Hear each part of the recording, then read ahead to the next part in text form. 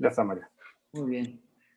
Buenas noches a todos, bienvenidos. Gracias por estar otra vez con nosotros, reunidos desde muchas partes de América Latina, desde México, Argentina, Chile, Paraguay, también había de Colombia. Pues otra vez estamos aquí, ahora para la segunda sesión del curso de Teología Híbrida que Pedro Pablo Achondo nos está dando. Esta vez el tema será un Dios posthumanista. Bueno, este curso, como ustedes saben, es promocionado por el Espacio Popular de Exploración Cristiana en conjunto con la Universidad Loyola del Pacífico.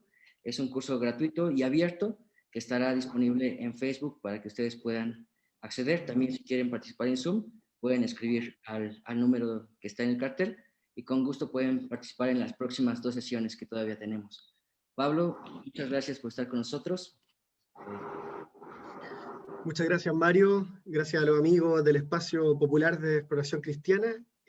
Bueno, bienvenidas, bienvenidos todos los que nos acompañan en este taller, que entre sus objetivos varios, uno de ellos es despeinarnos, ¿ya? Entonces, eso en jerga chilena significa desordenarnos la cabeza y desordenarnos también un poco nuestro piso de fe, ¿ya? Entonces, no se trata de escandalizar, pero sí de movernos un poquito para ver qué cosas nuevas puedan salir.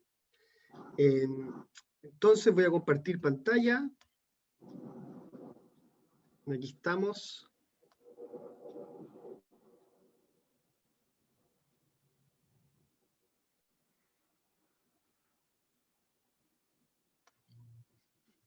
Muy bien, estamos en la sesión 2 entonces, y igual que la otra vez, quiero comenzar leyendo un pequeño texto, muy breve, esta vez de una autora que nos va a acompañar en esta sesión, ¿ya? Ella es una filósofa norteamericana, feminista, contemporánea, actual, muy viva, produciendo mucho pensamiento interesante, se llama Donna Haraway. Y en un pequeño texto, esta es una entrevista que le hacen, ella dice: lo que me parece que debemos hacer personas como yo o como nosotras es aprender a habitar el mundo y dedicar más tiempo a escuchar y menos tiempo a pronunciarnos. Pero también estar dispuestas a comprometernos y rehusar callarnos en conversaciones complejas, en las que cometeremos errores imperdonables. Considero que la necesidad de cometer errores imperdonables y de perdonarnos los unos a los otros, que la necesidad de arriesgarnos en el pensamiento político, intelectual, emocional y religioso es más urgente que nunca. Un poco eso es lo que vamos a hacer. Vamos a cometer errores imperdonables en esta sesión, pero nos vamos a perdonar también y vamos a intentar dar paso en este pensamiento que hemos llamado teología híbrida. Y aquí simplemente para recordar el marco en el que el taller de la teología híbrida está inserto, ¿no? Es el marco, dice acá, la idea de una teología híbrida consiste en pensar desde los pobres, ¿ya? Como les decía la otra vez, es una teología que pertenece a la teología de la liberación, se entiende desde ahí, como parte de la teología latinoamericana de la liberación, quiere pensar desde los pobres y su iglesia, es decir, la iglesia popular, la iglesia de los pobres, la iglesia de las víctimas, quiere pensar desde ahí, cita, la multiforme gracia de Dios, ¿no? Entonces, esto me interesa mucho porque es multiforme gracia de Dios, primera carta de Pedro 4:10. Y queremos seguir profundizando en, y aquí cito a Francisco, en la belleza del rostro pluriforme de la comunidad de hermanas y hermanos en Jesús el Cristo. Entonces esta idea de lo plural, de lo multiforme, de lo polifónico, ¿no? Esa es la idea que está detrás de un pensamiento cristiano híbrido, de una teología híbrida. Y hoy día, entonces, en esta segunda sesión, la primera fue una introducción a qué es la teología híbrida, y en esta queremos preguntarnos si es posible hablar de un Dios posthumanista.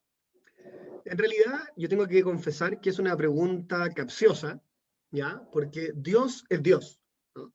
Dios no es ni humanista, ni poshumanista, ni feminista, ni patriarcal. Dios es Dios. Nosotros le ponemos lo que queremos, ¿no? Y nosotros lo interpretamos según nuestras conveniencias, perspectivas, limitaciones, sesgos, intenciones. Entonces la pregunta en realidad aquí es, ¿un cristianismo posthumanista? Esa es la pregunta, ¿no? ¿Qué significa eso? ¿Cómo entenderlo? ¿Dónde nos situamos? ¿Qué queremos decir cuando hablamos de una fe posthumanista en el Dios de Jesús? Y para eso, entonces, tenemos que entender qué es el posthumanismo, ¿ya? Entonces yo brevemente, muy brevemente, voy a intentar situarlo para que más o menos tengamos una idea. Es una corriente de pensamiento que viene de la filosofía contemporánea. Uno podría decir que tiene una pequeña prehistoria o gran prehistoria en el pensamiento alemán, desde Nietzsche y otros, el pensamiento francés con un filósofo psicoanalista muy interesante que se llama Gilles Deleuze, ¿ya? Entonces uno podría decir, viene de ahí, viene de otras vertientes, y finalmente recae en el mundo contemporáneo en pensadoras feministas europeas. Entonces, es un pensamiento que viene de Europa, hay que decirlo, ligado al feminismo, ligado a las disidencias, ligado al mundo de la diversidad de género, y bueno, ahí entonces se va configurando lo que se llama el pensamiento, la perspectiva posthumanista. Esta es una autora, una filósofa italiana, Rosy Braidotti, muy interesante, muy, muy interesante, y ella entonces tiene un libro que se llama Lo posthumano, y intenta definir esta corriente de la que hoy día estamos hablando. Y esta es la amiga que yo cité al inicio del taller, ¿no? Donna Haraway. Ella es muy conocida en Estados Unidos, en América Latina un poco menos, pero en Estados Unidos muy conocida porque ella es más bien bióloga, primatóloga, es decir, ella es experta en primates, ¿no? Y trabaja desde ahí. Entonces en Estados Unidos, ella siendo muy joven, hacía programas de televisión, y eran muy interesantes, muy controversiales, y desordenaba, despeinaba a todo el mundo, despeinaba a los científicos, despeinaba a todos con su idea revolucionaria. Y ella entonces tiene un libro, tiene muchos libros, pero uno de ellos que es muy interesante, y es que esta es una de las portadas de su libro, se llama Mujeres, Ciencia y Cyborg, ¿no? Es decir, ella es el cruce entre el feminismo, la ciencia, la biología, la primatología y la tecnología.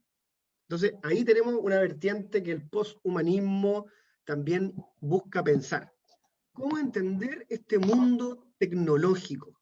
De eso se trata, ¿no? ¿Cómo entender este mundo hipertecnológico?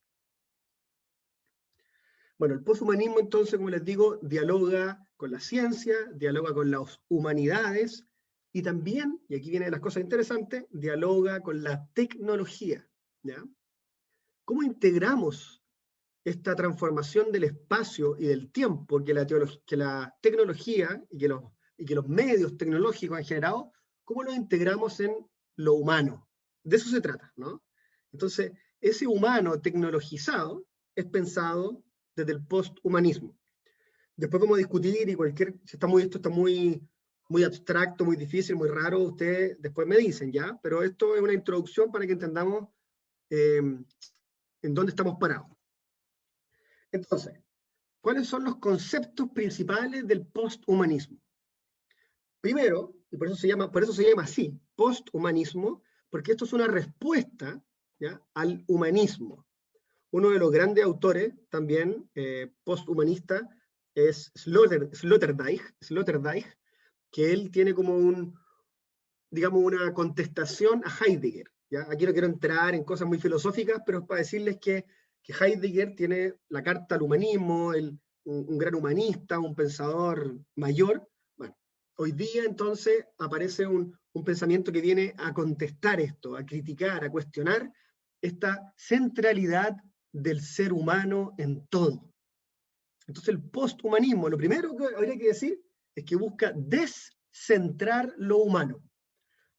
¿Qué significa descentrar lo humano? Significa dejar de pensar primero que somos el centro del universo, dejar de pensar que somos el centro del pensamiento, ¿no? Es decir, que los conceptos, que las ideas, que la forma de concebir el mundo, necesariamente tiene que estar centrada en el ser humano, ¿ya? Ese es el humanismo, ¿no? Y de hecho, bueno, esto daría para conversar mucho más porque también hay vasta literatura en que se hace un paralelo entre el humanismo y el cristianismo, ¿no? Creyendo, incluso afirmando que el cristianismo es un humanismo.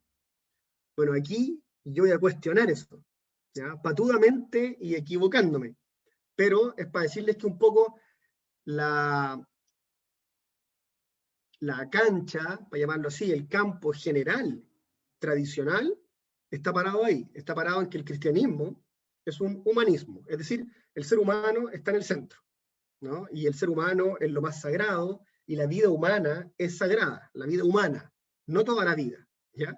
Y etcétera. Bueno, al descentrar lo humano, justamente queremos cuestionar eso, queremos sacar lo humano del centro, pero no queremos poner ningún centro.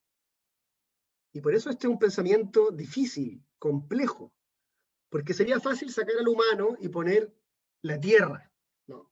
O la vida, es decir, presentar un pensamiento biocéntrico, ¿no? Donde la vida y la biodiversidad están en el centro, ¿no? Las plantas, los animales, el oxígeno, etc. La Pachamama, lo que queramos, ¿no? Bueno, el poshumanismo no quiere eso, no quiere centros, no entiende centros, entiende, y aquí está el segundo concepto, entrelazamientos, más bien, redes, entrecruzamientos. Entonces, esas son las palabras que un poco yo quiero que conversemos, que dialoguemos, que profundicemos. Esas son las palabras híbridas que me interesan, ¿no? En estas simbiosis complejas, en donde la planta absorbe CO2, ¿no? Y expele oxígeno que yo respiro ahora. Yo estoy respirando el oxígeno que las plantas de mi casa me están regalando. Entonces, yo cohabito en una simbiosis. Estoy exagerando porque el concepto no solo dice eso ya, pero para que lo entendamos, en una simbiosis en donde yo dependo de las plantas y las plantas de alguna forma dependen de mí. Que yo las riegue, que yo le mueva la tierra, que yo las saque al sol. ¿Se entiende? Entonces, es un pensamiento que un poco busca comprendernos en redes, todos, humanos y no humanos. Por eso se llama posthumano. También permite una mirada ecosocial, ¿ya? No solo ecológica, y en general, si volvemos a centrarnos en lo humano, tendríamos que hablar solo de una mirada social, ¿no? Lo humano más bien dialoga con lo social, y tenemos que hacer un esfuerzo para dialogar con lo que no es social, con lo que no es cultura, con lo que no es sociedad. Tenemos que hacer un esfuerzo, ¿no? Para dialogar con los árboles, con las plantas, con los pájaros. En general no dialogamos con ellos, ¿no? Los entendemos como otros seres que están por ahí, parte de una cadena alimenticia o como la queramos llamar, ¿no? Bueno, el pensamiento poshumanista también viene a regalarnos una mirada más amplia en el sentido ecológico, ¿no? Una mirada ecosocial o socioambiental. Por un lado, aunque de nuevo repito, la mirada ecosocial no es propia del poshumanismo, ¿ya? Esto es mucho mayor. Solamente son los aspectos que yo quiero aquí resaltar. Por otro lado, es un pensamiento, el poshumanismo, que le encanta la mezcla, ¿no? La mixtura, el enredo. Entonces, acuérdense cuando en la sesión pasada yo les decía que la teología híbrida es una teología que no teme la ambigüedad, que no teme la contradicción. Bueno, justamente el pensamiento poshumanista también permite esta mezcla, esta mixtura, estos ensamblajes diversos, ¿no? En donde incluso, por eso el poshumanismo también es bien amplio, ¿ya? Tiene diversas manifestaciones, no es uno, no es un bloque fijo. Entonces, uno podría decir que hay vertientes del poshumanismo en donde las máquinas adquieren una importancia gigante, ¿no? Los cyborg, es decir, la inteligencia artificial, la bioingeniería, los computadores, ¿no? Y entendemos que el ser humano no puede vivir sin cierta tecnología, ¿no? Voy a poner un ejemplo aquí muy básico, que es la electricidad. Los que estamos aquí presentes hoy día, preguntémonos qué nos pasa si sin previo aviso nos cortan la electricidad, ahora, en media hora más, en una hora más, y no nos dicen cuándo vuelve, ¿no? Y pasan 5 horas y no vuelve, y nos empezamos a impacientar, pasan 24, pasan 24 horas sin electricidad y ya realmente estamos complicados porque hay comidas que se nos empiezan a descomponer en el refrigerador o en la nevera, como le digan cada uno de ustedes, y hay cosas que ya no empiezan a funcionar, no tenemos internet, no alcanzamos a cargar los celulares, y las comunicaciones, y la ansiedad empieza a subir, nos empezamos a desesperar, y de repente llevamos 3 días sin electricidad, y en algunos lugares ya no llega agua, porque hay lugares que sin electricidad no hay agua, y bueno, cuento corto, para que ustedes vayan haciendo esta ficción, que no es tan ficción, es probable que en 2 semanas estemos en un colapso social mayor, por un corte de electricidad. Bueno, desde una perspectiva poshumanista habría que preguntarse quién depende de quién, ¿no? La electricidad depende de nosotros, humanos, centro del universo, imagen de Dios, o los humanos finalmente somos una imagen media mediocre que hemos creado tantas cosas de las cuales hoy día no podemos vivir sin, ¿ah? Y nos hemos vuelto, no quiero decir esclavos, porque si digo esclavos de las cosas, esa es la lectura humanista, ¿no? Donde uno se vuelve esclavo de las cosas. La lectura poshumanista es que hay una conversación, una simbiosis, ¿ya? Esta palabra es importante. Hay un ensamblaje humano-electricidad.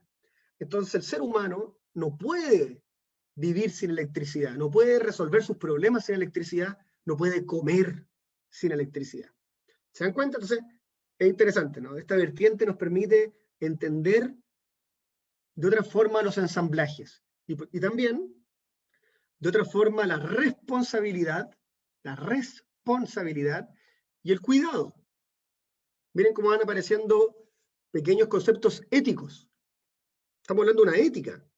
Yo tengo que cuidar lo que me cuida. Tengo que cuidar la electricidad. Tengo que cuidar el agua, porque el agua me cuida. ¿Se dan cuenta? Bueno, entonces aparecen las máquinas, los cyborgs, aparecen las imbricaciones, y ahí ya también es complejo eso, ¿cierto? Humano-máquina. Y a veces creemos que estamos hablando de ciencia ficción, ¿no? De cosas muy lejanas, pero desde el día en que el humano empezó a usar esto, nosotros ya hicimos un ensamblaje humano-máquina. Esto es un cyborg. Es un aparato que nos permite ver bien, que nos permite mirar, ¿no? Y yo, por suerte, tengo buena vista y esto solamente me ayuda a que no quede ciego en la pantalla. Pero hay gente que sin esto no puede cruzar la calle. Hay gente que sin lentes no puede mirar. ¿Se dan cuenta? Entonces, no, es otra perspectiva, ¿no? No es yo uso cosas, sino que yo y las cosas formamos un conjunto. Yo y las cosas, los objetos, los artefactos, las máquinas, formamos un nuevo ser, un nuevo organismo, que es un humano lentes, un humano dientes nuevos, un humano corazón artificial, un humano brazo metálico. ¿Sí? Bueno, eso es un poco la idea que hay detrás.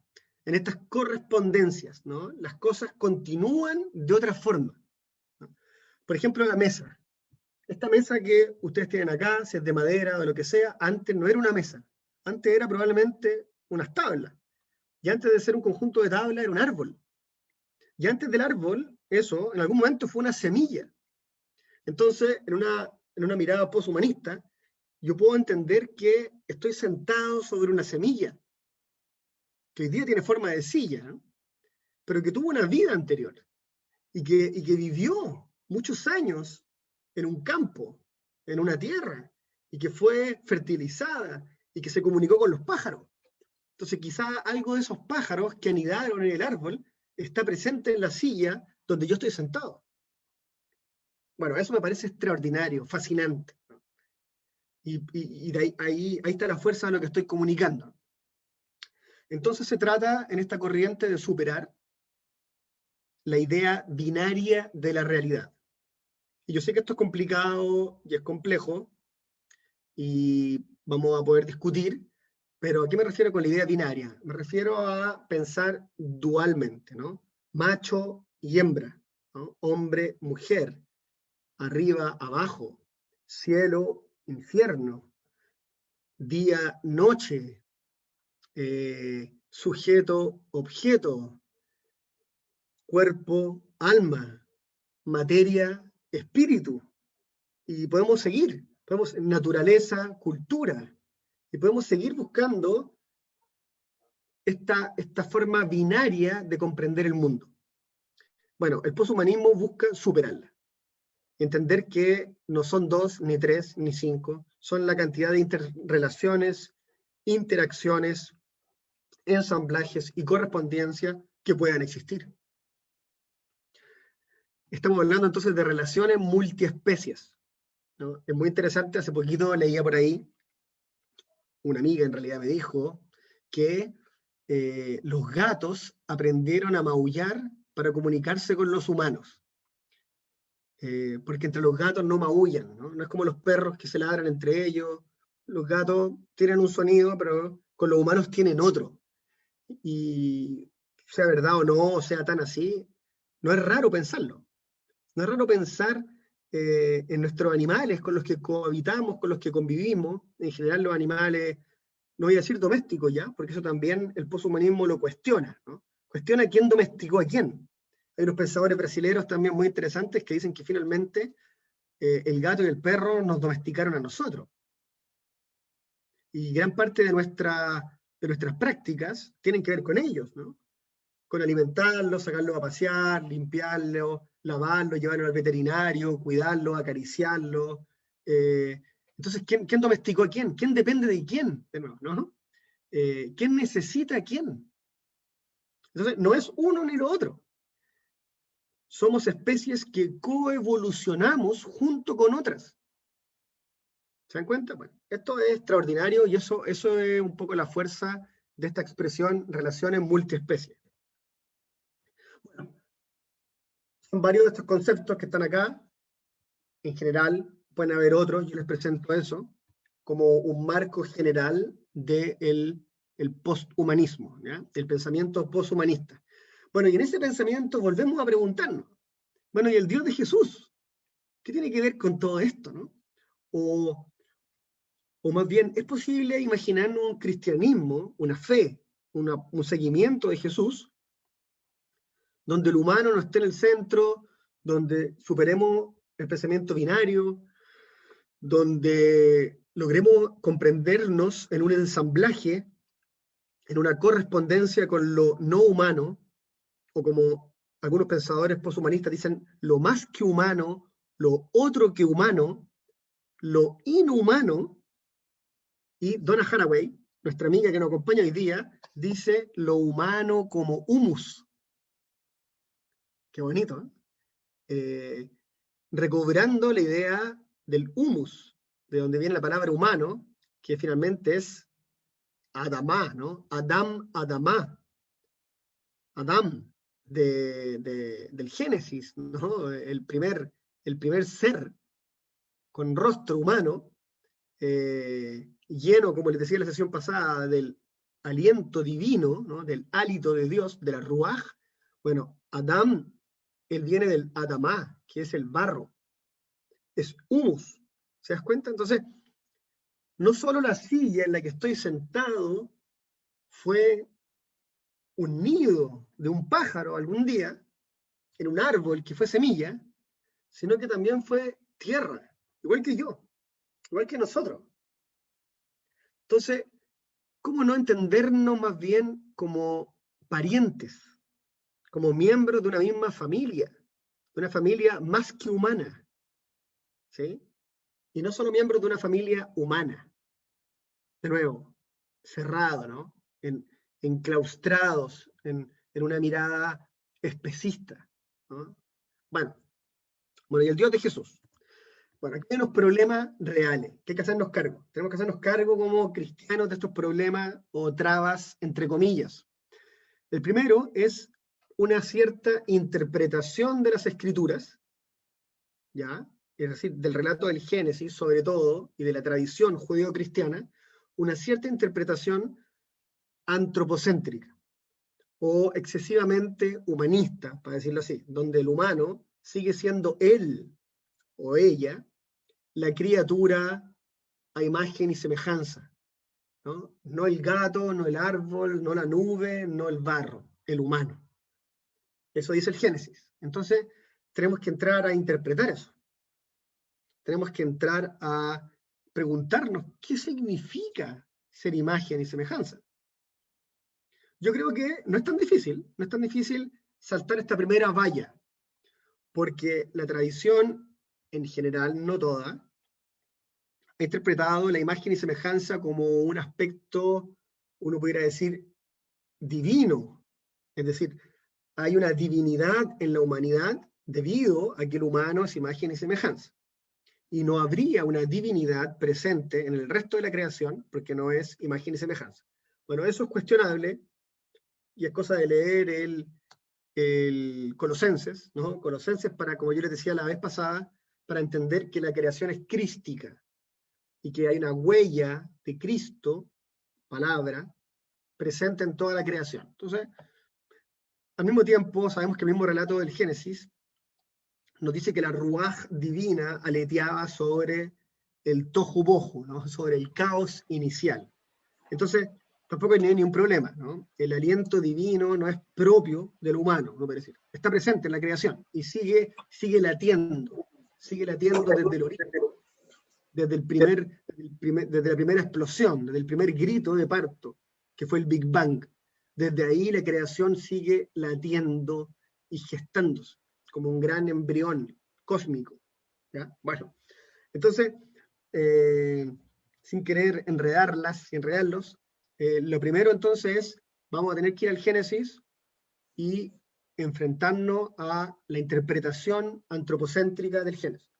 Y ver si es posible pensar el Génesis de otra forma, ¿no? Desde este pensamiento posthumanista. Luego, tenemos que enfrentarnos con la tradición eclesial. Así es, lamentablemente, ¿no? Porque la tradición eclesial, por lo menos como nos ha llegado a nosotros, en la Iglesia Latina de Occidente, ha estado marcada por una filosofía concreta, una filosofía de corte helenista, platónico, luego releída por Santo Tomás, San Agustín, Santo Tomás, hasta, digamos, la modernidad. Entonces, eso está muy arraigado todavía, ¿no? Una lectura eclesial helenista. Y eso tiene su sesgo también, ¿no? Tiene sus consecuencias, tiene su impronta. Entonces, para decirle que hay un armatoste gigante ahí, con el cual tenemos que entrar a discutir. Luego, un tercer escollo, son conceptos demasiado arraigados, aquí le puse ontologías, ¿ya?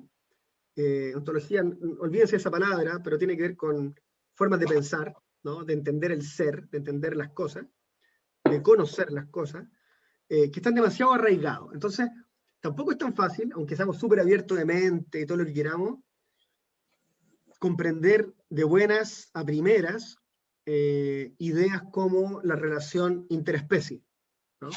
O que el ser humano no es superior.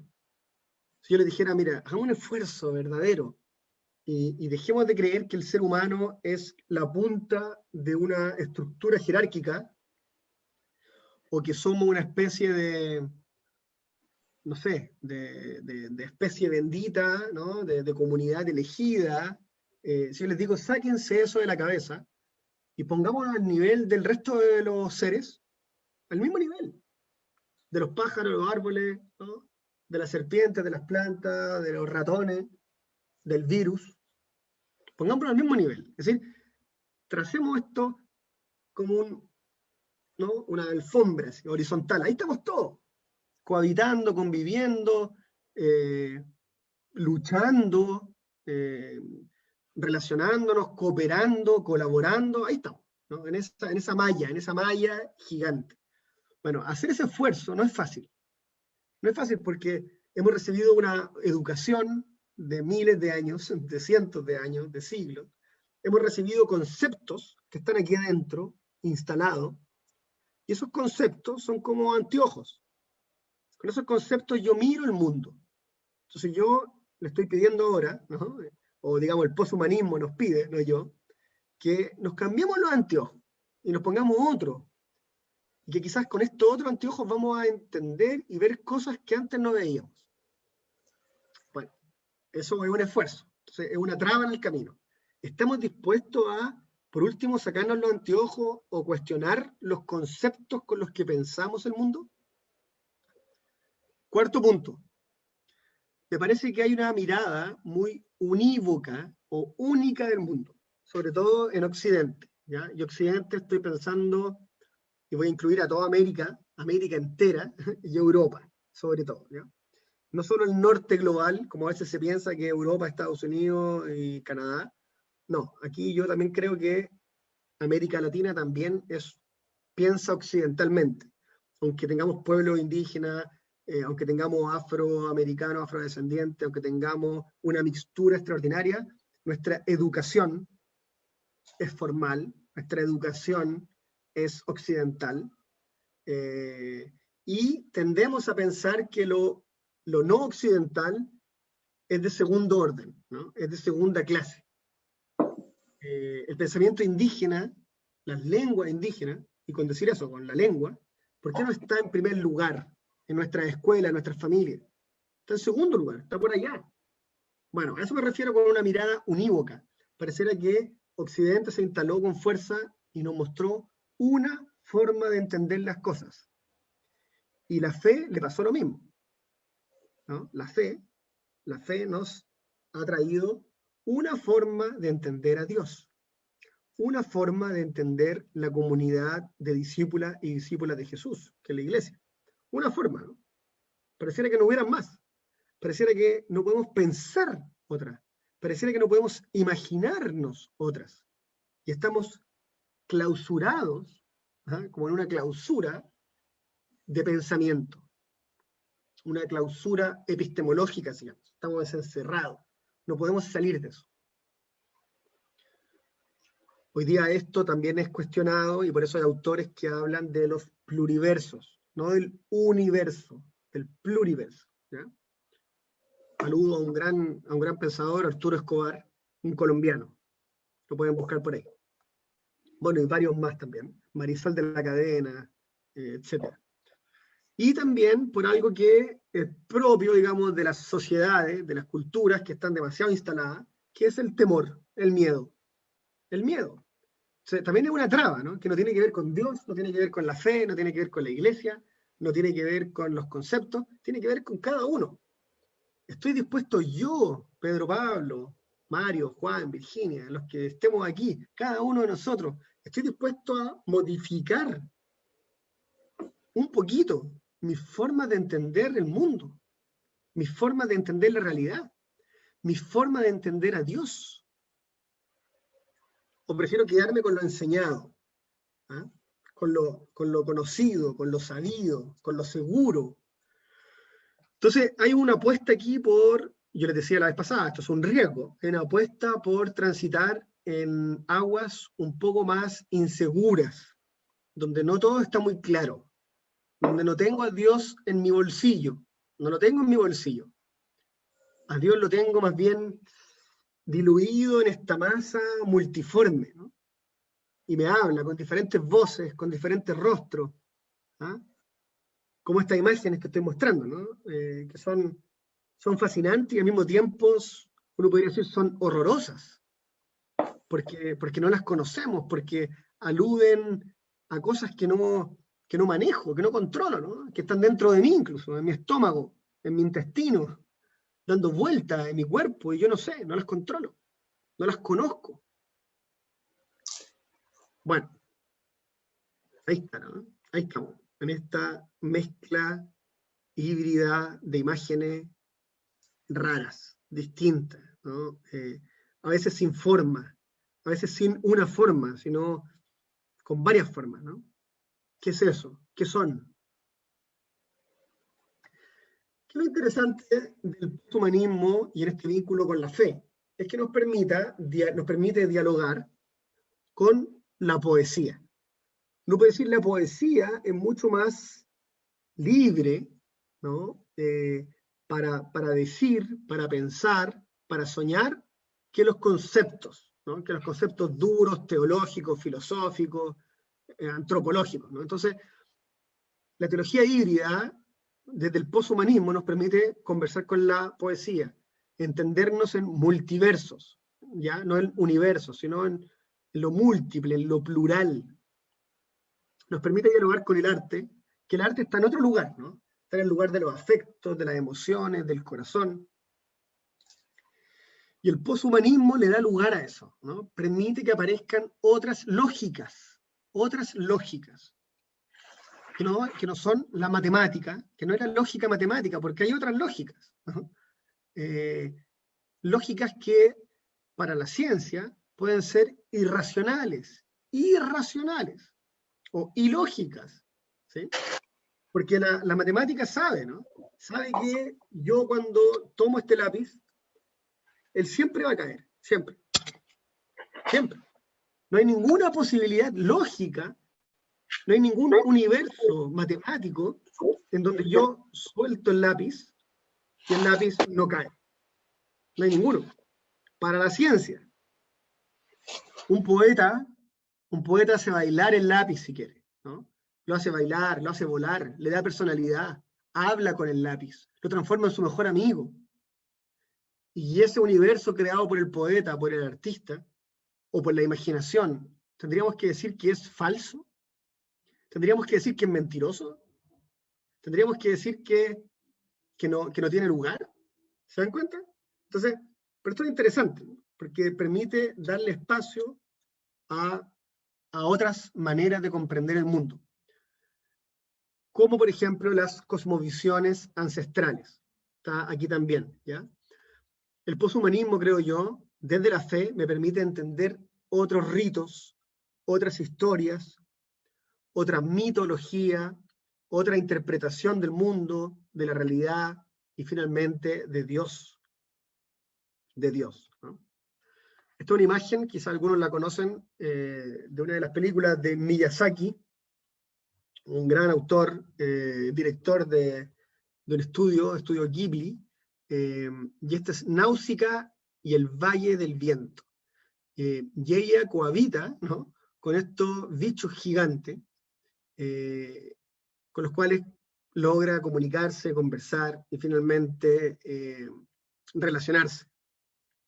Bueno, creo que la animación, de nuevo insisto, el cómic, el arte, la poesía, la narrativa, nos permiten abrir el campo de la imaginación. Y la fe y el discipulado creyente necesita estos insumos, ¿ah? Necesita la música, necesita el teatro, necesita la poesía para abrir nuestra concepción divina. Porque Dios, queridos amigos, amigas, Dios es mucho más grande que cualquier concepto, que cualquier imaginación, que cualquier interpretación. Se nos escapa siempre. Bueno, aquí les puse 3 textos bíblicos.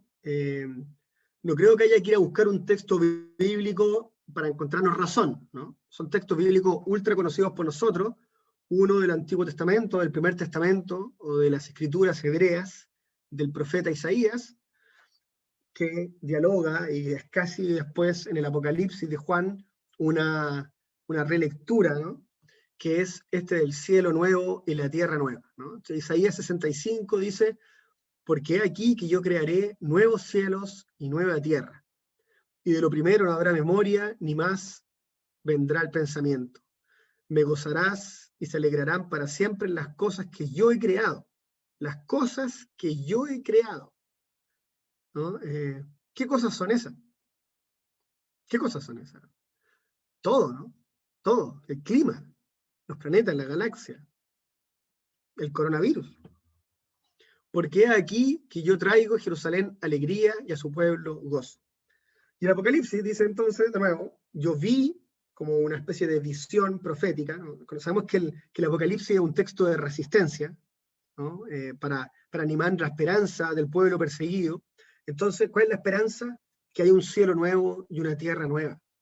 Porque el primer cielo y la tierra ya pasaron, el mar ya no existía más. Y en el versículo 5 dice esta frase que a todos nos encanta y que es tan citada y cantada por todos los cristianos del mundo, que es: yo hago nuevas todas las cosas. Entonces es un Dios, por lo menos, según el profeta y el Apocalipsis, un Dios que no solo recrea, sino que recrea, renueva, refecunda, ¿no? Refertiliza, refunda, reformula, ¿no? Es un Dios del del volver a, ¿no? Volver a pasar, volver a hacer, volver a inventar. Y en Mateo, ¿no? En la oración de los cristianos y las cristianas, se nos decimos siempre nosotros, todos los días o todos los domingos, cuando sea: venga a nosotros tu reino. Lo puse esto porque me parece interesante pensar tu reino. Primero, que el reino es de Dios, es el reinado de Dios, no es un reino humano. Entonces, al tiro, saquémosle el antropos, saquémosle la centralidad humana, no es un reino humano, mucho menos al modo de los humanos, porque los reinos al modo de los humanos han fracasado, ¿no? Los reinos al modo de los humanos o son imperios, o son tiranías, o son dictaduras, o son democracias mediocres como las que hemos construido, ¿no? Y digo mediocres porque sabemos que son mediocres, que están cargadas de injusticia, de problemática, de corrupción, etc. Y ninguna se salva, ¿no? No hay democracia perfecta, no hay modelo humano perfecto. Entonces eso es lo primero, ¿no? ¿Cuál es el reino? Y cuando a veces explicamos el reino en general, o intentamos interpretar que venga tu reinado, ¿no? El reinado de Dios, yo pienso que hay dos grandes interpretaciones. Una, que el reino es Jesús, ¿no? Eso es lo de Orígenes. Orígenes decía, ¿no? Jesús es auto basileia tu theou. Eso significa: Jesús es el reino mismo de Dios, Él, la persona de Jesús. Entonces, que venga a nosotros tu reino, en el fondo de decir: Señor, ven, ¿no? Es de nuevo el Maranatá, ¿no? Ven, Señor Jesús, quédate con nosotros, no te vayas, anida junto a nosotros. Jesús resucitado, que se queda, ¿no? Entonces, el reinado de Dios vendría siendo la presencia histórica del Creador, ¿no? De la divinidad de Dios. Esa es una concepción del reinado. Entonces, cada vez que nosotros decimos: venga a nosotros tu reino, el reino está presente aquí, en nuestras casas, en nuestros hospitales, en nuestras cárceles, en nuestras habitaciones, en nuestro corazón, en nuestras soledades, ahí, porque ahí está la ruaj, ahí está el espíritu del resucitado latiendo y fecundando el espacio. Entonces, esa es una idea del reinado. Otra idea, que es más típica, ¿ya? Porque esta que acabo de decir no es tan típica, creo yo, no sé si ustedes les predican eso, ¿no? La segunda es más bien una idea ética, es decir, el reinado, ¿qué es? El reinado en la justicia, en la paz, en la solidaridad, en la reconciliación, es el perdón. Es decir, la presencia del reinado se transforma en un conjunto de virtudes éticas. Excelente, también puede ser. Y de nuevo, eso me da razón para una lectura posthumanista, que las virtudes éticas no son propias del humano. Yo tengo una relación ética con mi perro. Yo tengo una relación ética con el agua. Yo tengo una relación ética con el hábitat y el ecosistema en donde vivo. No llego y lo destruyo, porque sé que si hago eso me tengo que ir. Se vuelve inhabitable.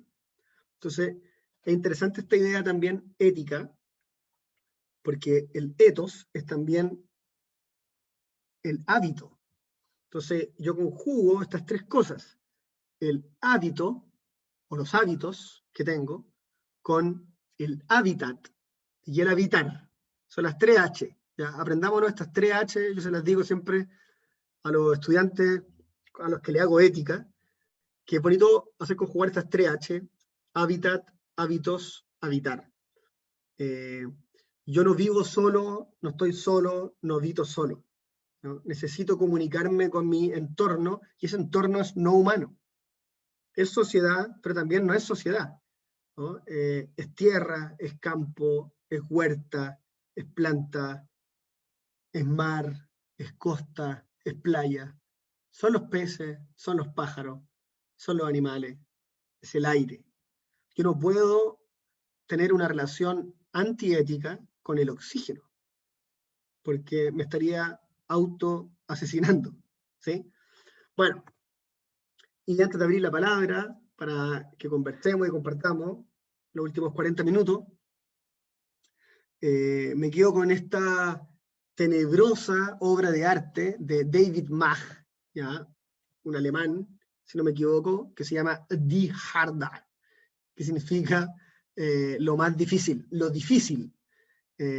Y claro, él pone ahí un humano crucificado, aludiendo obviamente a Cristo, pero en donde no solo recibe una corona de espinas, sino que el humano es clavado en todas partes, ¿no?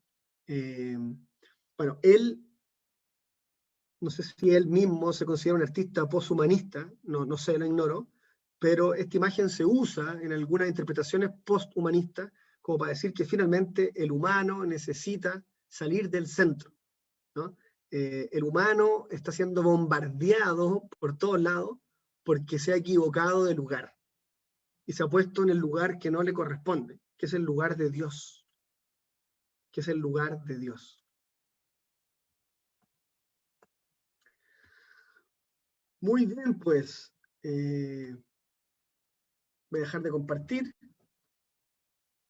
Por ahí la reflexión ya, ¿verdad? En unos lugares ya es noche. Ya son aquí parece que las 11.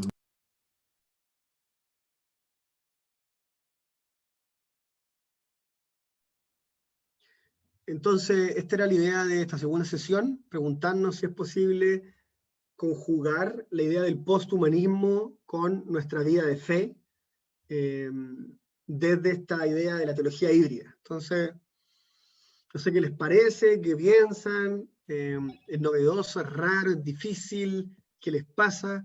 ¿Se entiende la riqueza que hay detrás de esto? Porque a mí me interesa eso, ¿no? O las consecuencias, ¿qué significa sacar al humano del centro?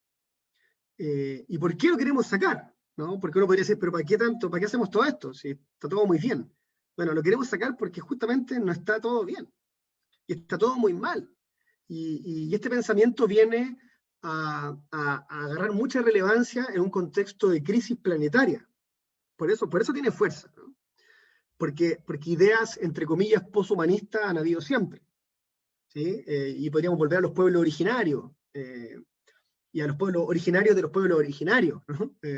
Y los primeros habitantes quizás tenían otra idea del planeta muy diferente que nosotros, y nunca se le habría ocurrido contaminar una playa, ¿no? o destruir un ecosistema. Bueno, hoy día no solo hacemos eso, sino que estamos en un contexto de cambio climático, de crisis ecosocial planetaria. Entonces, este tipo de ideas, me parece a mí, nos permiten enfrentar la crisis no solo desde nuestros hábitos, sino también desde nuestros conceptos. Porque no sacamos nada con reciclar y meternos en un montón de ONG y organizaciones ecológicas si los conceptos siguen siendo los mismos. Y vamos a ir a limpiar la playa para después volver a reconstruir la misma, ¿cierto?, termoeléctrica. Es decir, si vamos a seguir pensando que nosotros, los humanos, somos los únicos que valemos, o los que más valemos a los ojos de Dios, seguimos en las mismas. Entonces, un poco esa es la idea de centrar lo humano y entendernos en esta red de relaciones simbióticas, correspondientes, entrelazadas, con todo. Y yo a mí me gustaría, antes que todas me tiren tomate, así como en el teatro cuando no les gusta la obra y tiran tomate y lechuga, antes de eso, que piensen, después puede ser más tarde, pero piensen en todas las relaciones no humanas que ustedes tienen. Este ejercicio es muy impresionante, con todas las cosas, y no solo la naturaleza, con todos los artefactos, con todos los objetos, con todas las cosas con las que ustedes se relacionan de manera cariñosa, de manera tierna, y se van a dar cuenta que no es solo el hijo, la hija, el papá, la mamá, es también el gato, el perro, la planta, un recuerdo, la foto, la ropa. ¿Ah? Y yo tengo guardado este chaleco porque era de mi abuelita, y el chaleco tiene un valor que vale más que el oro. Entonces, ¿cómo yo explico eso? Y aquí me callo, me acordé yo también de Leonardo Boff, en un texto extraordinario que tiene él, que es un libro muy pequeñito, que es un clásico de la teología latinoamericana, que se llama La vida de los sacramentos y los sacramentos de la vida. Y en ese libro, él en algún momento cuenta que para él un sacramento de la vida era una colilla de cigarro de su papá, ¿no? Su papá fumaba, su papá murió, no me acuerdo mucho la historia, pero él tenía guardado un sobre las cenizas de la colilla de cigarro de su padre. Y para él ese era un sacramento. ¿Se dan cuenta, no? Es decir, ¿qué es eso? ¿Qué es un sobre con un poco de ceniza, ¿no? Es un objeto, no tiene ningún valor. Si se quema mi casa, yo no voy a entrar a recuperar eso, no voy a arriesgar mi vida por una colilla. Bueno, Leonardo sí, porque eso no es solo la colilla, es la memoria viva de su papá. Es el signo visible, eso es el sacramento, es el signo visible de una realidad invisible, que es el cariño y la historia de quien le dio la vida, que es su papá. Entonces, imagínense cómo el objeto se transformó en otra cosa. Es impresionante. Bueno, ¿cuántos objetos, artefactos, recuerdos, memoria y especies giran en torno a nosotros, por las cuales nosotros arriesgaríamos nuestra vida, porque las amamos, ¿no? Las amamos y significan mucho. Bueno, el poshumanismo justamente quiere apuntar a eso, ¿no? Quiere dar cuenta de eso, quiere explicitar eso, que en la práctica me parece es así. Muy bien. Abro la palabra y... A ver, hay algunas preguntas aquí, pero primero voy a ver si leo esto bien rápido. Pero después de 40 años de pensar esto implicaría en la conversión, creo y opino que es imposible que alguien quiera decir, ya no despeinaste bastante, chuta, ya, la Rosalía está toda despeinada, llegaste despeinado hoy día, sí, así que las cosas tienen relación ética. Buena pregunta, ya, esta está buena. Bueno, están todas buenas. Vivo despeinada yo. Lucila pregunta, ahí está, lo estoy mirando, pero si las cosas tienen relación ética con nosotros. Qué buena pregunta. Buena pregunta porque, sí, porque implica una respuesta previa que es quiénes tienen ética, ¿no? Quiénes ejercen la ética. Y es verdad, yo diría que para tener ética hay que tener libertad. Es decir, la relación ética comienza cuando yo puedo elegir, cuando puedo optar. Entonces, estoy de acuerdo, las cosas no tienen relación ética con nosotros, es verdad, ¿no? El agua sería estirar mucho el chicle, decimos en Chile, sería estirar así el tema si yo dijera que el agua tiene una relación ética conmigo. El agua es el agua, ¿no? El agua es el agua, y hace las cosas del agua, y funciona como agua, y piensa como agua, actúa como agua, habla como agua, y hace cosas de agua que yo no entiendo, no sé, y no comprendo. Pero lo que me importa, y lo que le importa al poshumanismo, es la relación. Entonces, la relación es la ética, no es... Porque esa pregunta está basada de nuevo en sujeto-objeto, ¿cierto? Yo el sujeto tengo una relación ética con lo otro. Claro, en esta perspectiva del poshumanismo y de otras corrientes, de nuevo, insisto, no es solo el poshumanismo, ¿no? Muchas otras, lo importante es la relación. La relación es la ética.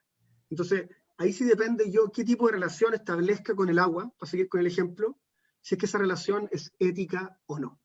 ¿Y puede haber una relación ética con el agua? Sí. ¿Y puede haber una no ética? Claramente que sí. Que es cuando yo no la cuido, cuando yo no la valoro, cuando la desprecio, cuando la uso sin medida, como sin interés, porque creo que no importa. Bueno, yo creo que por ahí puede ir. Mm. Creo que- Quisiera agregar algo, Sí, aunque díganos. no puedo encender mi micrófono. Me parece Mire, súper importante esto que dices, la relación ética del agua, que puede ser también la relación ética con los árboles, con lo social, con todo, con todo. Y me parece también súper importante lo que decías hace rato, que de nada sirve un reciclaje mental o qué sé yo, otra cosa, si no nos concebimos como un todo. Ajá. Si no hay un concepto, una estructura mental que puede generar un cambio, que puede hacer que estos pensamientos trasciendan y que no nos quedemos nada más en que yo puedo dialogar con lo social, que puedo dialogar con la cibernética, que puedo dialogar con la iglesia, que puedo dialogar, sino desde esta postura soy un todo con todo. sí, Yo así desde aquí lo veo, desde esta relación también con Dios, que es el todo. sí, exacto. Gracias, Mine. Muchas gracias. Por ahí va. De eso se trata. Oye, Graciela, tú tenías la mano levantada. ¿Quieres preguntar ahora? Sí, en realidad quería quejarme porque ya me habías complicado bastante la semana pasada y ahora me terminaste de complicar. La pregunta es, a ver si la puedo decir bien, ¿qué posibilidad hay de que la estructura eclesial acepte una postura de este tipo? Mm, mm. Usted quiere complicarme la vida a mí ahora, ¿no? Sí. A ver, yo creo, mira, y voy a aprovechar de colgarme de una pregunta que está ahí también, de la diferencia con la ecoteología. Yo creo que a ver, yo todavía personalmente, no conozco todo de todo, pero yo lo que he leído, no conozco un diálogo entre teología y posthumanismo. Esto es decir, esto que estoy hablando ahora, no lo conozco. No conozco teólogos que estén trabajando en esto. Entonces, yo creo que esto es muy, muy de vanguardia. Y en general, el pensamiento eclesial tiende a rechazarlo, como tiende a rechazar el feminismo, como tiende a rechazar la diversidad de género, el pensamiento de género, digamos, como tiende, es decir, tendemos a rechazar oficialmente, Nuevo y lo digo, ¿ya? diferente. Todo, claro, todo lo diferente, todo lo complicado, todo lo que nos parece que nos va a desarmar este aparato filosófico, teológico, armadito. Yo creo que esa es una batalla desde la iglesia perdida, creo yo, Pedro Pablo. Yo creo que perdida porque hay pastoral de la diversidad sexual, porque hay diversidad sexual celebrada dentro de la iglesia, porque hay pluralidad, porque hay... Es decir, las prácticas se adelantan, las prácticas van más adelante que las ideas. Entonces, yo creo que desde el pensamiento falta mucho, se están haciendo cosas, un poco de lo que estoy tratando de hacer yo también, pero claro, oficialmente pueden pasar 2 siglos. No te voy a dar esperanza, claro. Pero eso no te voy a dar no. más esperanza, sí. Pero mira, el contexto actual es muy diferente que hace 40 años atrás. Entonces hoy día, como la institucionalidad también está en crisis, es posible que ese tiempo se acorte. Es decir, la crisis de la iglesia puede ser una crisis tan profunda, o de todas las instituciones, políticas, familiares, educacionales, es decir, la gran crisis institucional que vivimos como mundo puede ser tan profunda que quizá esto da un vuelco mucho más rápido de lo que creemos. Y las nuevas tecnologías y todas estas cosas, y el mismo el coronavirus, yo creo que ha permitido, en algunos aspectos y en otros no, apurar procesos que ya se iban a dar. O sea, yo te aseguro que, por ejemplo, cosas como el teletrabajo, la telemedicina, la educación a distancia, que antes eran pequeñitas, probablemente hoy día se van a quedar. Y el joven de provincia no va a tener que viajar 2.000 kilómetros a su universidad, gastando un montón de tiempo y dinero, porque va a poder trabajar de su casa. Y las universidades lo van a permitir. Y ese cambio no iba a llegar este 2020, iba a llegar el 2030, por decir algo. pero ya lo tenemos. ¿Cachai? Entonces, yo creo que la crisis va como empujando los procesos. Pero esto del poshumanismo falta mucho. Mira, Donna Haraway, esta autora que te digo yo, es católica. Así, bueno, lo confiesa y lo desconfiesa, porque ella dice, fue formada católica, hoy día no cree tanto, pero cuando uno la lee, se le aparece por ahí, se le aparece el cristianismo. ¿Le parece por ahí? Entonces, es para decirte Me que, parece que él habló de esto. claro, que no son ideas tan no. estrafalarias y extrañas y nada, ¿no? Es como decir, mira, esto que estoy contando, para hacer el paralelo, es como decir, ¿es posible ser cristiano y aymara? Sí. ¿Es posible ser cristiano? Lo dijo el otro día también. Claro. Me parece. Y pertenecer al pueblo Quilmes o a cualquiera, sí. Es posible creer en Dios, en el Dios de Jesús, a la manera mapuche, a la manera, no sé, de algún pueblo indígena de otro lugar de América, sí, es posible. Y esa es una idea híbrida, completamente, ¿no? Porque son conceptos diferentes. No estoy pensando desde una matriz filosófico griega, estoy pensando desde una matriz ancestral. Y no hay ningún problema, ¿no? Es posible. Entonces, bueno, para responder rápidamente a esto de la ecoteología, claro, la ecoteología también tiene diferentes vertientes y cosas, pero hasta donde yo sé, no... Mira, después le puedo mandar, para el taller les voy a mandar un articulito, ¿ya? Donde yo hablo de estos temas, pero yo no conozco una ecoteología posthumanista.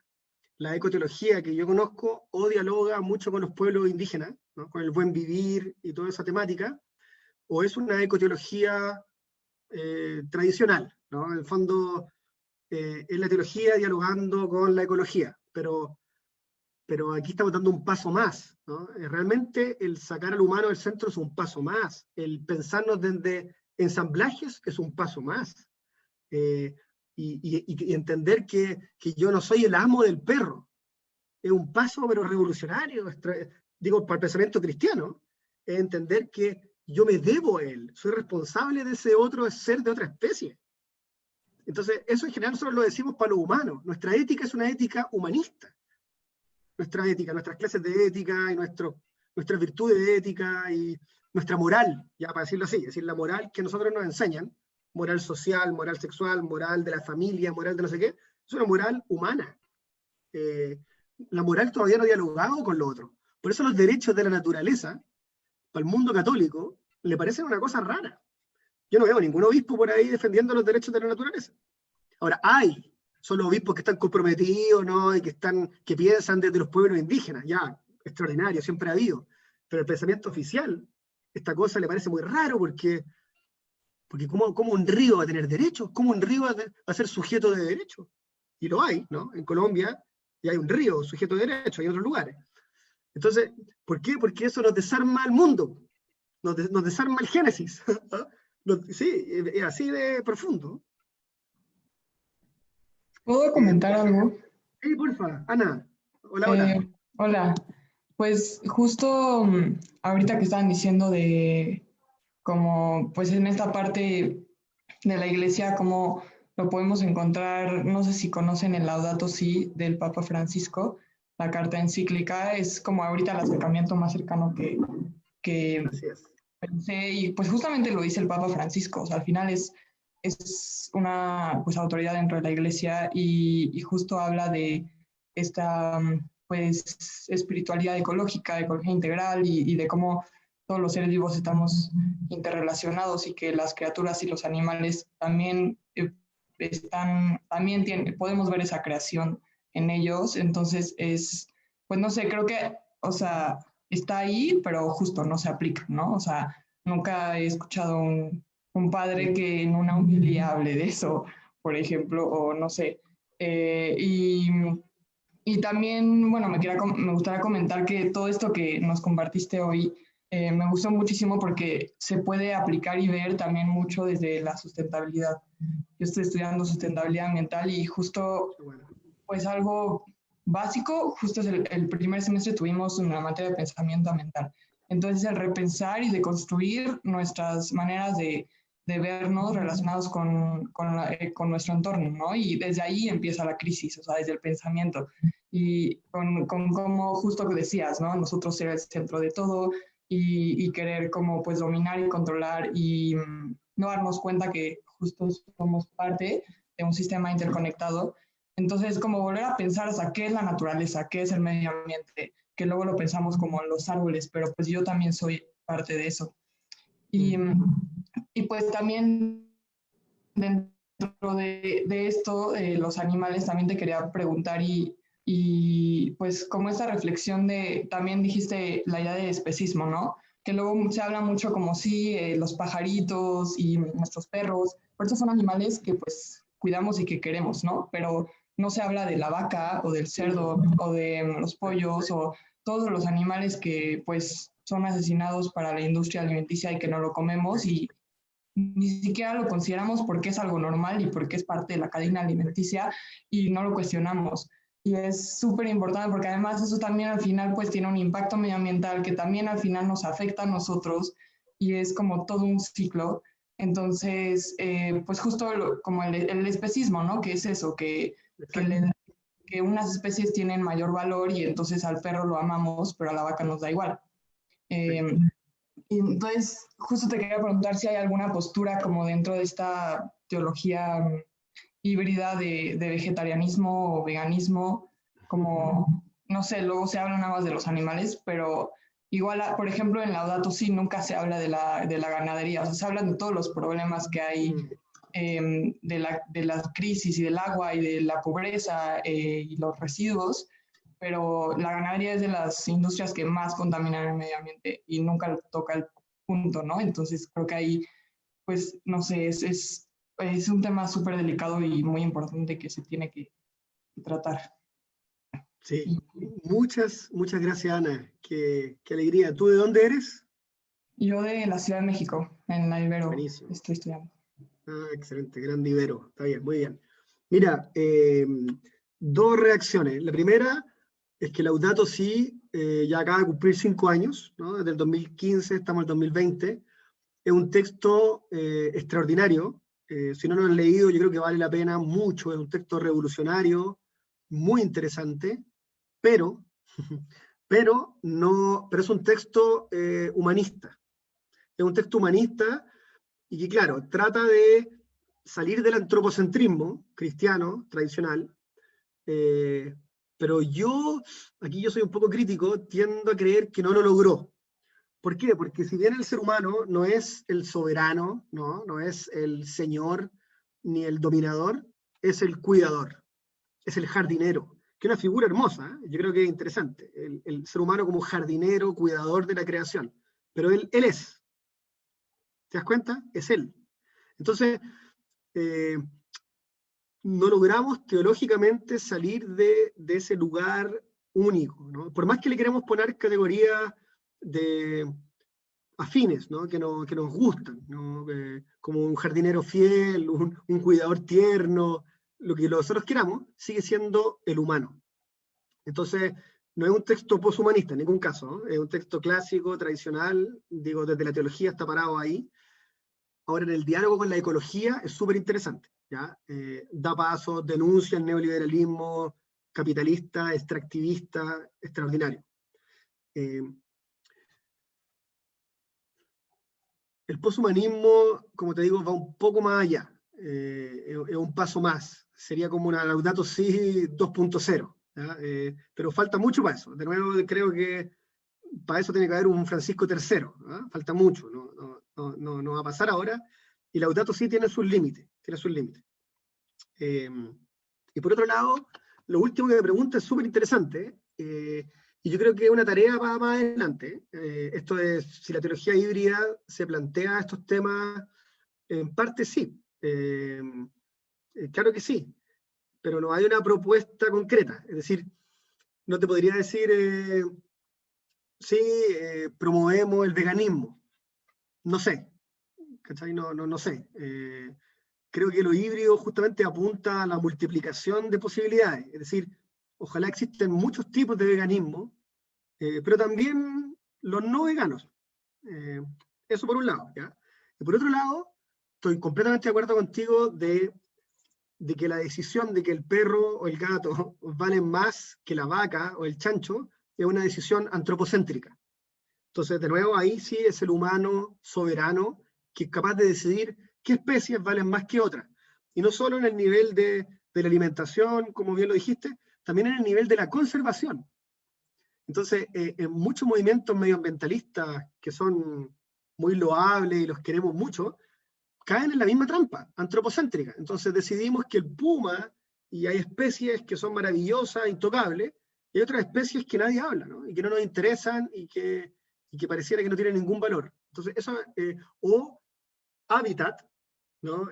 Ecosistemas que queremos defender, como el bosque nativo o los glaciares de no sé dónde, y otros ecosistemas que estamos dispuestos a sacrificar, las zonas de sacrificio, comunidades que no importa que se queden sin agua, animales que se mueran, bueno, cualquiera sea, para los lados que sean, siguen siendo decisiones antropocéntricas, es decir, tomadas por un humano en vista del querer humano. Y esa ecología o ese pensamiento es el que el poshumanismo quiere aquí combatir, ¿no? Criticar. Sin que tenga la verdad ni nada por el estilo, ¿no? Con errores, yo partí con esa cita de Donna Haraway, que es interesantísima, que es diciendo, vamos a cometer errores imperdonables, pero tenemos que atrevernos a cometerlos. Incluso conceptualmente, tenemos que atrevernos, porque si no, seguimos lo mismo, y este camino nos está llevando derecho a un lugar sin retorno. ¿Sí? Eso como que reaccionaría por ahí, Ana, pero sí, pues la teología híbrida, por si acaso, para los que se vengan integrando hoy día y no conozcan mucho esto, no piensen que la teología híbrida es un movimiento que tiene adherente mundial, nada, es un picante chileno que escribió un libro que le puso teología híbrida y hoy día estamos conversando de esto. Entonces, esto es lo más impopular que hay, no hay ningún adherente salvo ustedes que están aburriéndose en estos momentos, ¿ya? Pero para que ustedes sepan que quizás la Ana creía que era una corriente teológica así importante, no. Y la teología de la liberación tradicional se refirió muy poco a estos temas, muy poquito, no habló de teología, ¿no? Perdón, de ecología, no habló de medio ambiente, muy poco. Entonces, es como el pariente pobre, ¿no? Es una deuda que hoy día estamos saldando. Es decir, no olvidamos, y Leonardo Boff fue de los primeros que empezó a hablar de esto, y yo me acuerdo haber ido, imagínate, estoy hablando del año 2000, ni tan antiguo, a una conferencia de teología, y Leonardo Boff estaba vendiendo sus libros, así, la hospitalidad para el milenio que viene, las virtudes de la ternura, y todos los teólogos lo miraban feo. Todos decían, uy, Leonardo, ¿qué estás haciendo? Esoterismo. Caíste en la autoayuda. No, en serio, súper duro. Porque claro, era Leonardo Boff, ¿no? Que hablaba de su teología, ¿no? Por los pobres, y hoy día está hablando de la tierra. ¿Qué tiene que ver? Así, hace 20 años atrás, ¿qué tiene que ver una cosa con otra? Y hoy día, el Papa Francisco llamaba a Boff para preguntarle, Leonardo, ¿tú crees que Laudato Si está buena? Boff le decía, sí, yo creo que está buena. Bueno, a ese toque, así mismo. Bueno, ¿qué otra pregunta más que quieren compartir, comentar? Nos quedan unos 10 minutitos ya, porque si no después nos da sueño. Juan González, y después Rocío. Juanito, abra su... Sí, ahí está. ahí está el micrófono. Bueno, sí, lograste volarnos la peluca. No me esperaba esto. No sé en qué óptica voy a buscar esos anteojos, pero bueno, va a estar complicado. Yo creo que por eso decías vos, ¿no volvamos al Vaticano II en la otra clase? ¿Te acordás que dijiste eso? Sí, Yo dije eso. digo, Sí. qué raro, digo, bueno, y ahora me encuentro con esto. Después, es como preguntarte, porque, por ejemplo, yo sigo por ahí a Pagola y también la teología de liberación a veces dice que tenemos que ser una iglesia más humanista. Pero te entiendo que hay que sacando al hombre del centro por ahí las cosas y viendo, o sea, como un todo, las relaciones por ahí, las cosas podrían ser mejores, porque si no seguimos con el tema de Occidente, que está tan metido en nuestras culturas. ¿Qué sé yo? Argentina, Sí, claro. Chile, Colombia, somos todos, hasta ustedes le dicen gringo, como que los norteamericanos gringos y simpáticamente. Bueno, acá en Argentina no tanto, pues somos más europeos, pero qué sé yo, es difícil digerir, pero está bueno, está bueno ver esto, porque si uno está acá o en la iglesia trata de buscar otros caminos, es porque ve que las cosas no están bien o algo hay que cambiar. Pero bueno, es un paso inmenso para mí, pero está muy bueno. Sí, gracias Juan. Sí, no, y para mí también, créeme, así, sí, vamos caminando a poco y en esto también uno puede caer en excesos. Entonces también hay que ser muy crítico, estar atento, lúcido. Toda corriente de pensamiento tiene su abanico, ¿no? Y el exceso yo creo que siempre puede ser perjudicial. Entonces, claro, descentrar el humano, alguien puede, como no hay centro, puede llegar por el poder y la fuerza alguien a poner algo que no queremos que lo ponga, ¿no? Y desordenarnos todo, y al final perdimos lo que teníamos. Entonces tampoco es la idea, ¿no? Sí, son corrientes en construcción, ¿no? Y que están en constante debate, entonces tampoco hay que creer que esto es la perla, la verdad. Es una postura, me parece interesante por las razones que dije, dialoga con el humanismo, claro que dialoga con el humanismo. ¿Sí? Mira, la misma Rosy Braidotti, que es esta italiana, ella dice, el poshumanismo no es criticar al humano, es criticar la centralidad del sujeto. Es el sujeto, no el humano. Quizá lo tendría que haber dicho así al principio, ¿no? Y cuando digo el sujeto, estoy pensando en una cuestión filosófica de nuevo, ¿no? En que las categorías son pensadas desde el sujeto que conoce, que es el sujeto el centro de todo, que es el sujeto moderno, autónomo, que las políticas son creadas por el sujeto, para los sujetos. Entonces, el humanismo, claro, le aporta mucho, el humanismo humaniza al sujeto, sin duda, ¿no? Pero el sujeto sigue estando en el centro. Queda mal, pero no, levanta la mano hasta que te dé. Me acordé Bueno, algo, y corto. Ariel Valdés, un sí, que era sí. sacerdote, bueno, Sí. tuvo muchas críticas porque él tenía una interpretación del Génesis no tan De ortodoxo. ortodoxa, claro. Y bueno, fue una de sus problemas. Pero cuando vos hablabas del Génesis, o sea, tenemos que volver a buscarlo o intentarlo de entender de otra manera, y me acordé de Ariel, Álvarez Valdés. Oye, mándamela, Bueno, no conozco esa interpretación, compártemela después, me interesa, no la conozco esa en particular de Ariel Valdés, pero me saco el sombrero ante tu coterráneo, porque ha hecho mucho bien y ha sido desplazado, marginado, porque él no está pensando a la usanza del pensamiento impuesto, ¿no? Bueno, Rocío, y después aquí a las amigas creo que quieren hablar, Mariano Mubrici, después le doy la palabra. Bueno, yo no quería, no sé quién primero, quién era. Rocío. Rocío. Bueno, ahí no sé si se me escucha. Sí, bajito, pero se escucha. Bajito, pero se escucha. Bueno, me venía un poco esto por tratar de tener como la esperanza de, vos decías, va a tener que pasar mucho tiempo, pero aunque veamos que va a pasar mucho tiempo para que esto pueda como dar brotes, realmente también tenemos que ver que acá estamos esta noche, después del día que pasamos, hablando de esto. O sea que hay algo del Espíritu Santo que está moviendo nuestros corazones con esto, ¿no? Con este tema. Y eso es como que me anima y me vitaliza, como diciendo, bueno, no tal vez no solamente dentro de 2 décadas, sino que hay nuestra vida hoy puede ser tierra fecunda para que justamente dentro de 2 décadas, por ahí esto ya no sea, o más tiempo, no sea algo desconocido. Y me hacía mucho, digo, y me pregunto cómo poder empezar en los actos cotidianos de cada día a hacer gestos de amor que visualicen esto que estamos hablando, ¿no? Y cómo compartir esto para que poder hacer estos gestos.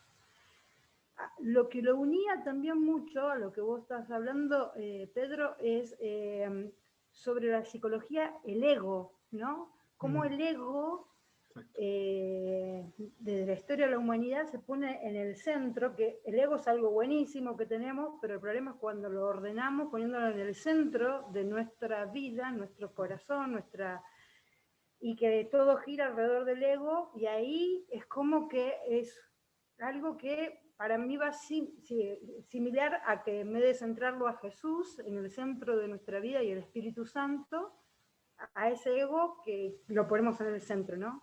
Entonces, como por ahí vivir esto tiene que ver con algo también de lo propio, digamos, en nuestro camino al corazón, poder cada vez que esté más en el centro Jesús y la Ruaj, cada vez también el universo vamos a poner en el centro también a Él, porque en realidad ese centro solamente le pertenece a Dios. Es como volver de nuevo, decimos, esto es nuevo, pero no es nuevo como viejo, porque es como el primer pecado original, la mitología, ¿no? De decir, bueno, ponernos en el lugar de Dios, que es el centro. No sé si lo voy interpretando así, y también cómo podés ir viendo vos estos pasos de los que estamos acá, y muchos que están escuchando lo que es esta teología híbrida o este mensaje, concretamente esperanzarnos a unirnos en esos actos sencillos de gestos que visualicen esto, ¿no? Yo digo, bueno, un ejemplo por ahí claro en mi vida, separar lo orgánico de lo que no es orgánico, ¿no? No usar tantas bolsitas, hacer algo tan sencillo o tonto como eso, como verían de ir con mi bolsa, ¿no? O a la tarde sentarme un ratito a ver cómo vuelven las aves al árbol que tengo en casa, ¿no? Como sintiéndolas como mi familia que vuelve a casa. Digamos, por ahí gestos cotidianos referente a lo que hablabas, ¿no? Sí, sí, varias cosas. Primero, te agradezco tus palabras, siempre tan llenas de esperanza, ¿sí? Tan bonitas. Y yo creo, en parte, para decir algo de esto de la Ruaj, del espíritu, yo creo que este año han pasado muchas cosas bien interesantes. No sé si es por la pandemia o por cómo estamos, pero yo veo mucho movimiento en Argentina, veo mucho movimiento en América Latina con Amerindia, Bendita Mezcla y un montón de cosas. Veo lo que hace el centro donde está Mario. Con Mario nosotros nos conocimos por esto, ¿no? Por esta posibilidad de las comunicaciones y de entrelazarnos a partir de los medios digitales. Entonces, en otros lugares están pasando otras cosas y yo creo que son esos momentos, me atrevo a decir, aquí voy a hacer una confesión pública, como en torno al año 70, cuando en Perú estaban pasando cosas con Gustavo Gutiérrez, en Brasil en paralelo con Leonardo Boff, y lo nombro a ellos, pero sé que es una comunidad que está detrás gigante de hombres y mujeres, y ocurren estas sinergias que generan un movimiento en torno al año Medellín 68, es decir, una confluencia de fuerzas que generan un movimiento inesperado. Yo en verdad creo que estamos viviendo algo parecido, a nivel eclesial y a nivel de mundo, pero quiero decir también de iglesia, también de gente de fe.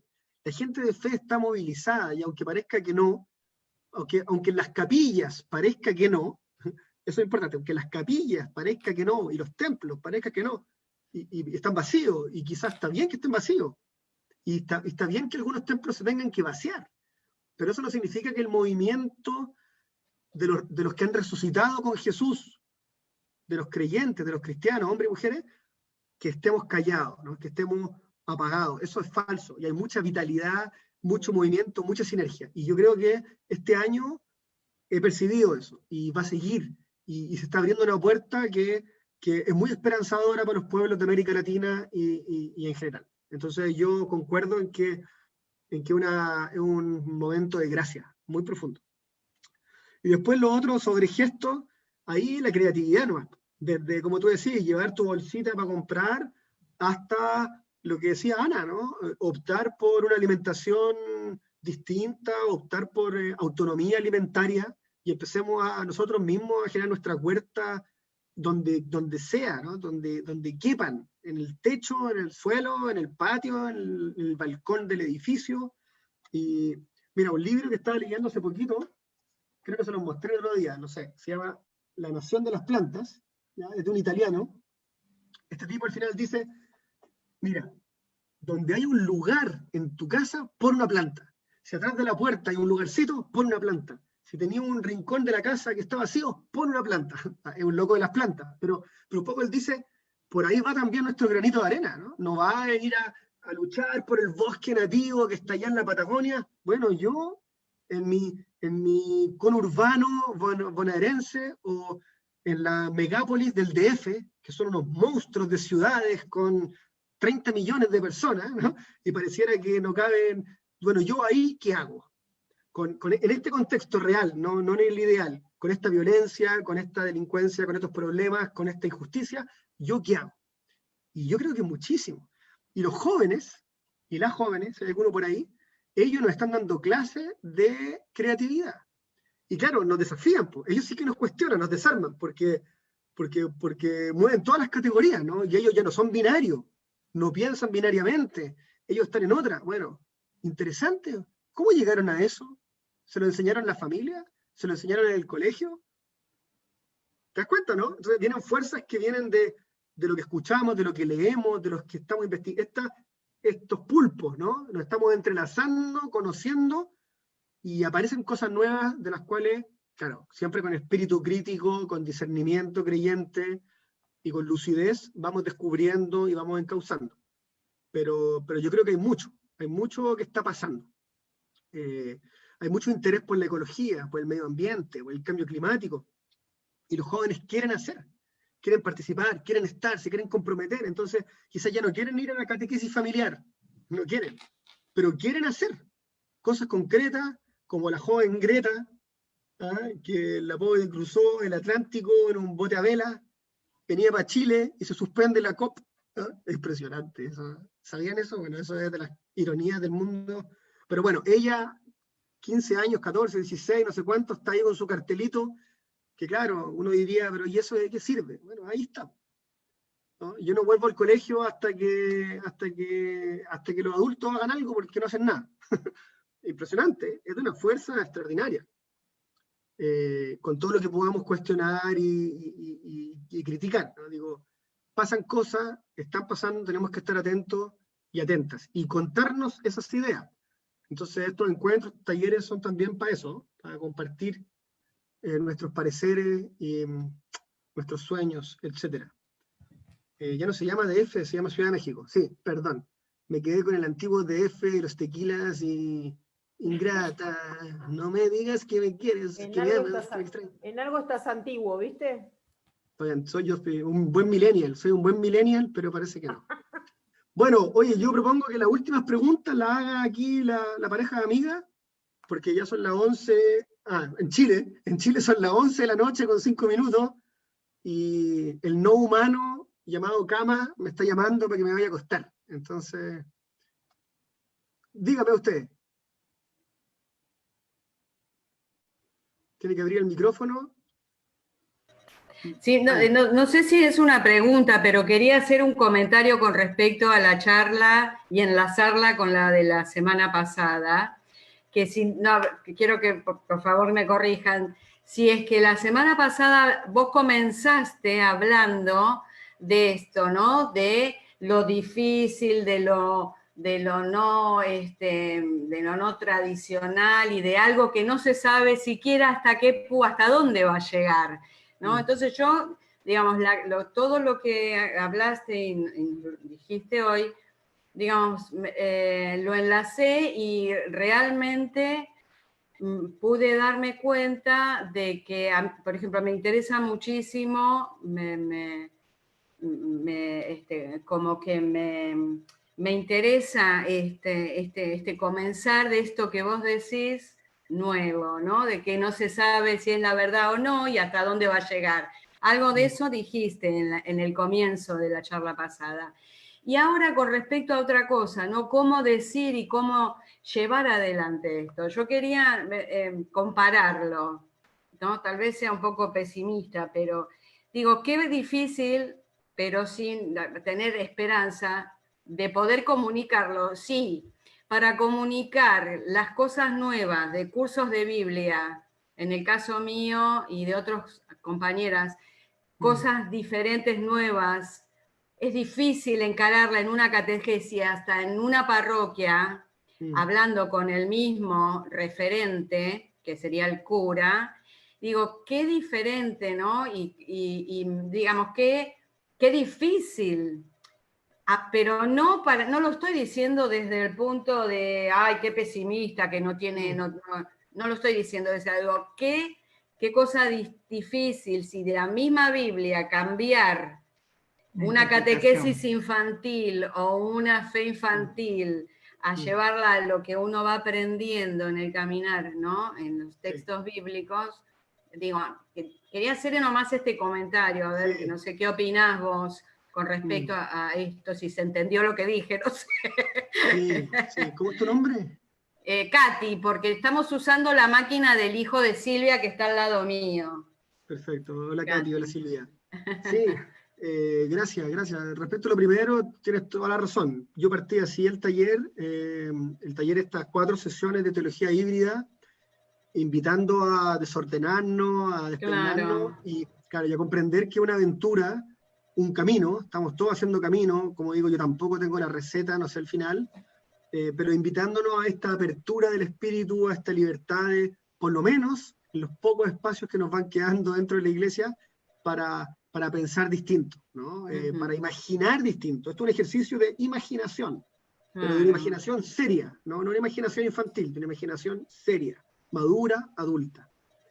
Y después lo segundo, 2 cosas. Se me ocurre, yo también lo repito cuando me preguntan cosas parecidas, lo de San Pablo, que es a los niños dale leche y a los adultos dale carne, ¿no? En el fondo, no le puedo yo ir a decir a un niño cosas que yo espero que él, con sus procesos y su pedagogía, vaya madurando, vaya entendiendo a lo largo del tiempo, ¿no? Entonces, no me complicaría, ¿no? Yo a los niños les seguiría contando lo mismo. Lo que más me complica son los adultos, ¿no? Me complica, digamos, claro, ¿qué pasa con el joven que cumple 18 años, 20, y sigue creyendo como niño de primera comunión? Eso, ahí yo digo, ¿qué nos pasó? ¿Qué nos pasó con que el joven, y lo digo por experiencia, quizás a todos nos ha pasado, que cumple 20 años y a uno lo encara, ¿no? Y le dice, pero ¿cómo? Adán y Eva no existieron, era todo mentira, me engañaron, no creo en nada, me voy. Entonces tú le decís, pero ¿cuál fue tu proceso de fe? ¿No? Y eso que digo como una caricatura pasa en todo nivel. Entonces tenemos gente que es muy genial para las matemáticas, pero la fe la tiene de este porte, y le echaron al cura de la parroquia por abuso y perdió la fe, porque él creía en el cura. ¿Te das cuenta, no? Entonces, es increíble. Entonces, y eso pasa porque los procesos de fe no son procesos. No son procesos. El verdadero proceso de fe, salvo ustedes, ¿no? La gente más comprometida, pero los procesos de fe duran hasta los 14 años. Después vuelve a la confirmación, si es que vuelve, y después cuando se casa, o porque es padrino o madrina, y las veces que fue a misa, pero la fe no hubo un camino, no hubo un proceso, no un proceso que requiere espíritu crítico, que requiere preguntas. ¿Cuáles son tus preguntas de fe? Hay que preguntarle, ¿no? Incluso estoy hablando de presbíteros, estoy hablando de los curas. A veces los curas también, no porque sea cura, hizo un proceso de fe. Entró en una maquinaria, lo formatearon, hizo un par de ritos súper fundamentales, pero la teología, es decir, su forma de creer y de pensar la fe, puede seguir siendo la misma que tenía cuando tenía 20 años. Mira, y esto no es que no escandalizo a nadie, no lo digo yo, lo decía un profesor que tuve en Brasil, Libanio.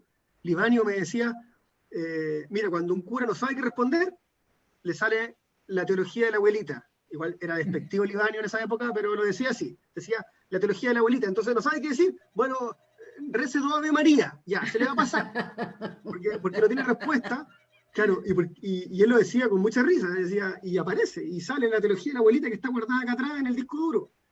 ¿Y por qué sale?